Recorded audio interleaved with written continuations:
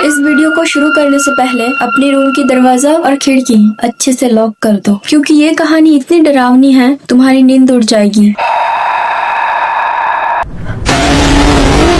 2019 की बात है। हरियाणा के एक गांव में अजय और उसके 3 दोस्त रहते थे, रोहित, पंकज और दीपक। गांव के बाहर एक पुराना टूटा हुआ घर था। लोग कहते थे कि वहाँ एक औरत की आत्मा रहती है।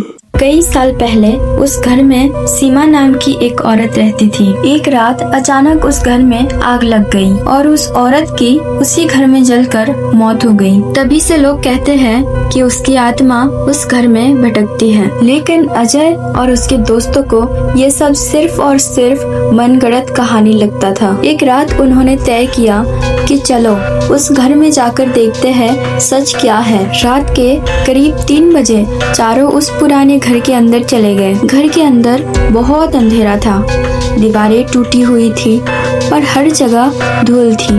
अचानक घर के अंदर किसी के धीरे धीरे चलने की आवाज आने लगी। ठक ठक ठक। चारों दोस्त डर गए। रोहित ने धीरे से कहा, यहाँ तो कोई नहीं रहता, फिर ये आवाज कैसी? तभी अचानक ऊपर की मंजिल से किसी औरत की रोने की आवाज आने लगी। सबकी हालत खराब हो गई।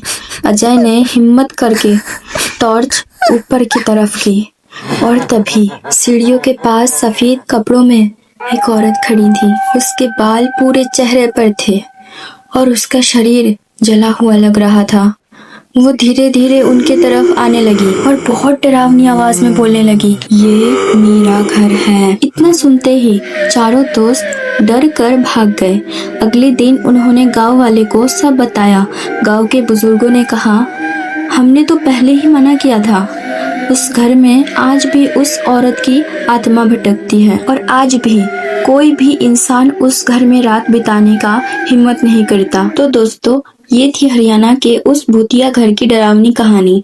अब ये कहानी कितना सच है और कितना झूठ किसी को नहीं पता। लेकिन अगर आपको रात में किसी खाली घर से किसी औरत के रोने की आवाज सुनाई दे तो क्या आप अंदर जाने की हिम्मत करेंगे? अपनी राय कमेंट में जरूर बताना।